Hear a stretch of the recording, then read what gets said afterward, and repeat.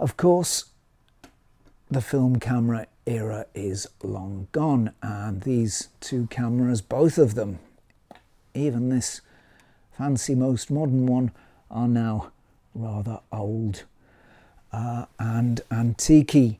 However, Rollei are still going. Well, hello everybody, and welcome to another episode, and thank you for joining me. And today we're going to be doing a bit of a chalk and cheese, bit of an apples and oranges comparison between two products of the Rollei, or as I'm told it should be pronounced, Rollei company. This beautiful Rolleiflex from the 1950s, which we mentioned last week, and also we're going to be looking at this beautiful tiny little Rollei A110 that was made during the 1970s, and we're going to be having a little look at some of the history of the company and how they moved from making products of this kind to products of this kind. Two very different cameras. So just a little history to begin with. The Rollei company was founded in 1920 or thereabouts, and they immediately, or more or less immediately, began production of the Rolleiflex cameras. Twin lens reflex cameras is what they were known for, primarily from the 1920s onwards. Now, this is essentially a very simple camera, at least in principle. It's all manual. There are no auto settings on it at all. There's not even a light meter built into it. It has a very, very high quality of construction. It's a sort of a Rolls-Royce of cameras. It's certainly equals or exceeds anything that or certainly any of the Leica products that I have handled. It's at least equal to that kind of quality. But in essence, I suppose you could say that there's something of the plate camera philosophy about it. This is a very, very simple machine, and when you use it, when you hold it, you can feel the age of its design, and you can feel almost feel the history of photography within it. It's not that different from a plate camera and the plate camera philosophy, although of course it's a very different design and it has very different mechanical components. Still, you can feel that very early photography influence. This is essentially a simple metal box with a focusing system, an exposure system, and a shutter, and that's all it is. Now, as I understand it, there are attachments you can get for these lenses that will allow you to go closer. I think these focus down to probably about 3 feet. Yeah, minimum focusing distance is 3 feet on one of these. So there are attachments that you could buy, and no doubt still can buy secondhand, to allow you to photograph more closely. But there are no wide attachments, there are no long zoom attachments. And really, if you want to change your perspective, the best way is to use your feet. Move a little closer or move a little further away. Such is the simplicity of this camera. Loading the camera is quite complex. It's a 120 roll film camera, although it will take 35mm as well. It's a little bit complex in that you've got to open the back here and feed the film between certain rollers and under other ones and over other ones, and then into the top roll right at the top here, making sure it's firmly caught up. Then you have to wind the camera on until it detects the arrival of the film rather than just the backing paper. It's got a little roller mechanism that detects the width that's coming through it. That's pretty clever. But loading is complex, and I've found loading this camera more difficult than loading a bottom loading Barnett Leica. That, by comparison, is absolute simplicity. So I'll just show it you closely again, just to show you how beautifully constructed and how nicely made this camera is. There's the focus control, and you can see that the whole front of the camera racks in and out. Here's the back of the camera with a handy exposure guide on it. Remember, there's no meter on this camera. The bottom of the camera is here, and that's the release catch for the back. And of course, being a TLR, a twin lens reflex, we've got a viewing lens here and a taking lens here. This is the lens that actually takes the shot. This is the lens that you look through while you're composing the shot. Here are the exposure controls. They are locked together on this camera. However, you can move them separately by pushing this little control here. There were some beautiful lenses used on these cameras. This particular one has a 3.5, an f3.5 75mm Tessar on it, a Zeiss Tessar, and that's a very nice lens. There was also an f3.5 Zeiss Planar and an 80mm f2.8 Planar as well. So the maximum aperture you're going to find on one of these is f2.8. And of course, because these are 75mm lenses or 80mm, you will get lots of shallow depth of field if you shoot wide open. So these cameras are fantastic for portraits. It's a top viewer. You have to look down the top onto the ground glass screen. You won't see much there, I don't suppose, but that is where you look to compose your image. The screen is nice and clear on this one, and I wish I could show you a better shot of it, but that is essentially how it works. Now, this is a really iconic camera. This camera has been used, and cameras like it, similar Rolleis, have been used by many professionals. Several very big names of the 20th century, mid-20th century, used cameras of this kind, used the Rollei cameras. Gordon Parks, Cecil Beaton, Diane Arbus, Richard Avedon, Robert Capa, Robert Doisneau. There are many others that I could name, but it's a very iconic camera, and it was used by many of the professionals of the time around about the mid-20th century. And another interesting thing about this camera is that it seems to have transcended genres. It's been used for street photography, it's been used for fashion photography, it's been used for documentary, for portrait shots, for landscape shots. There doesn't seem to be a genre of photography where this camera hasn't been able to be used easily. It's been used for the lot, and it seems to have transcended boundaries. And these cameras have made many of the iconic images from the mid-20th, early 20th century, maybe from the 20s, 30s onwards, up to the 1950s, 1960s, that sort of time. Lots and lots of iconic shots, very famous, very well-known shots have come out of cameras like these. But what a different camera is this, the little Rollei A110, a very different camera indeed. It was marketed as the world's smallest pocket camera, and it caused a sensation on its release because it was actually smaller, folded up like this.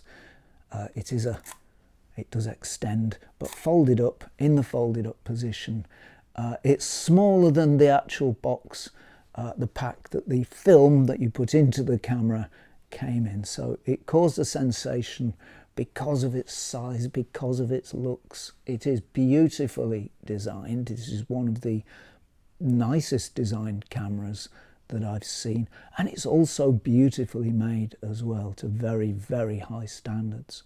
Around about 1960, the Rollei company were experiencing some difficulties.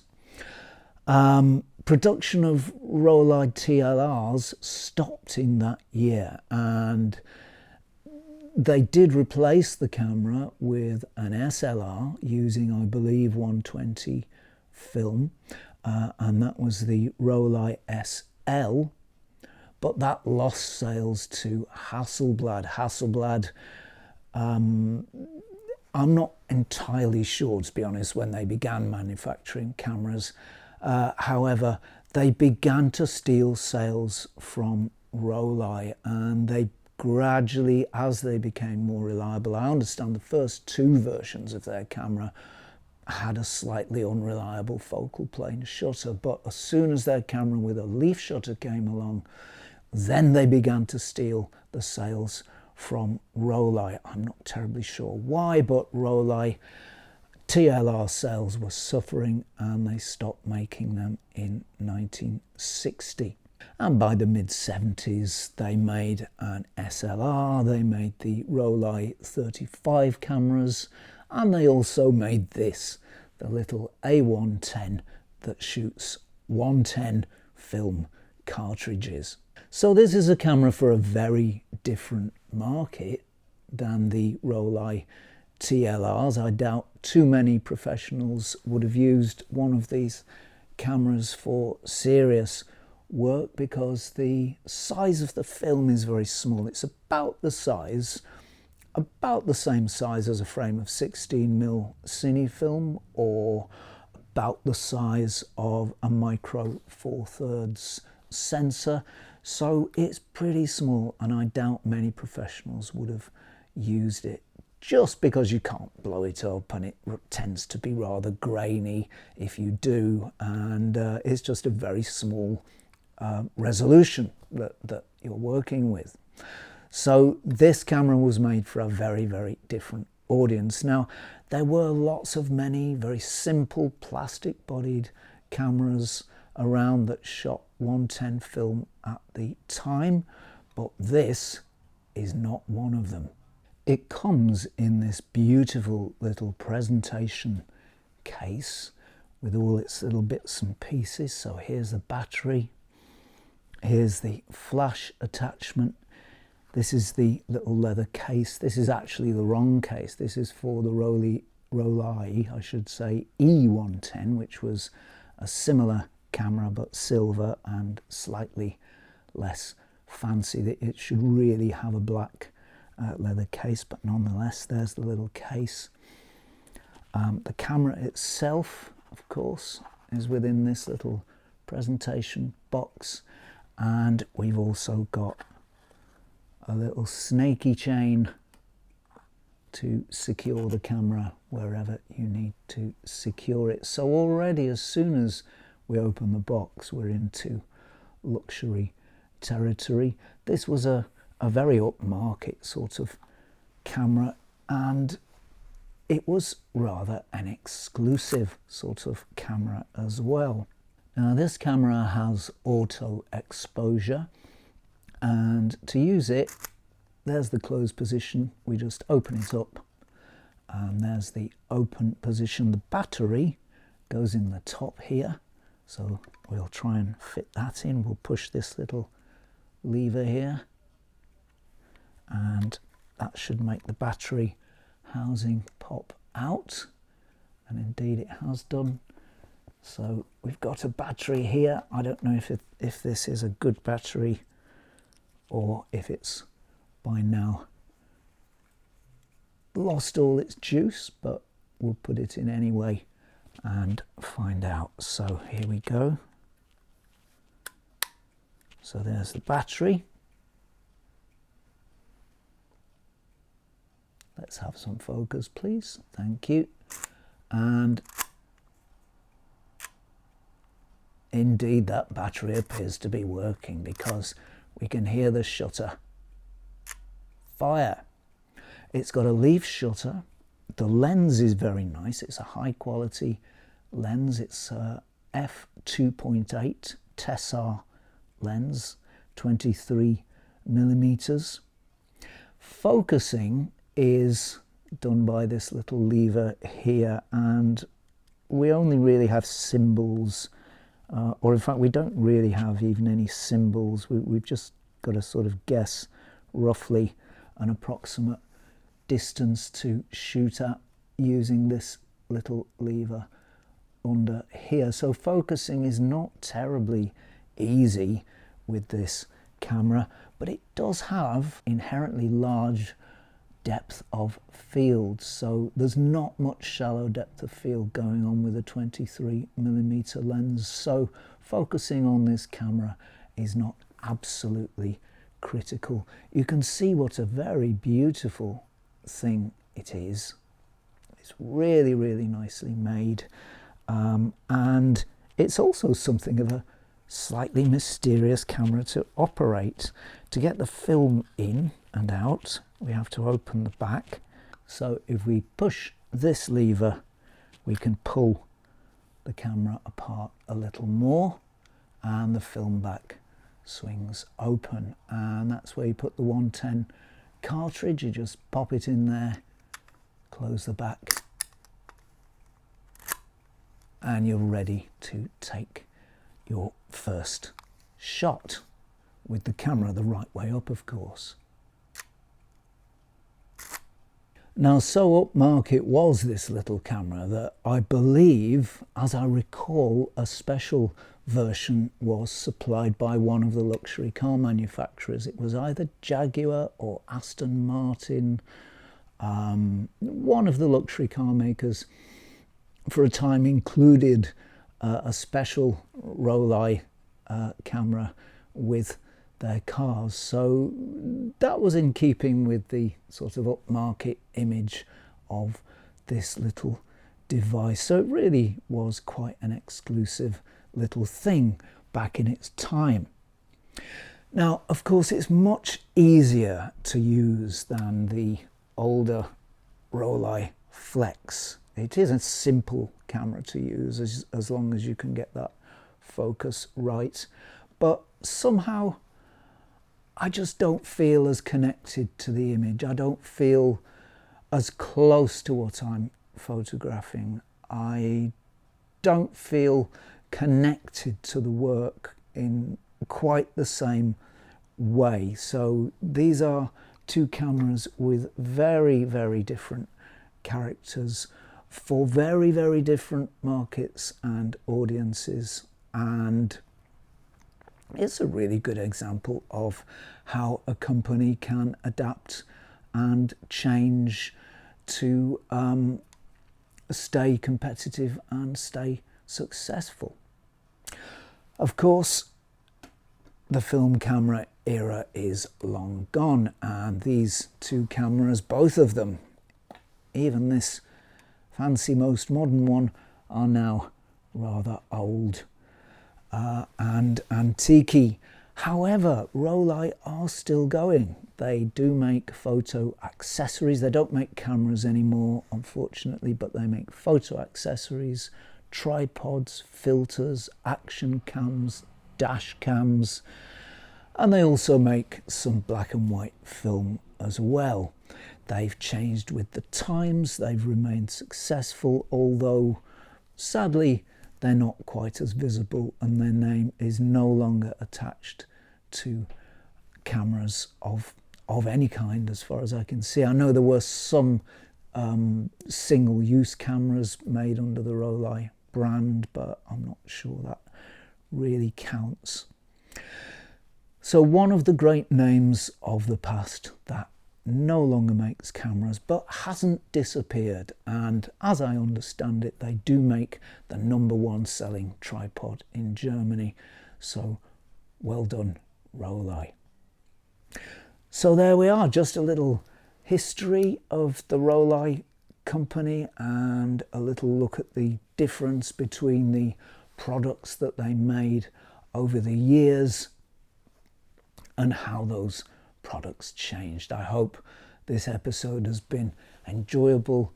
I hope it's been entertaining, at least in part, and I hope that you've managed to get some interest from it. Thank you very much for watching. I really do appreciate it. Thank you very, very much to subscribers. That is a heartfelt thanks, and many, many thanks also go to patrons. Heartfelt thanks to you. Thank you very much, everybody who's supported the channel and who continues to support the channel. Thank you. So I guess that's it from me for this week.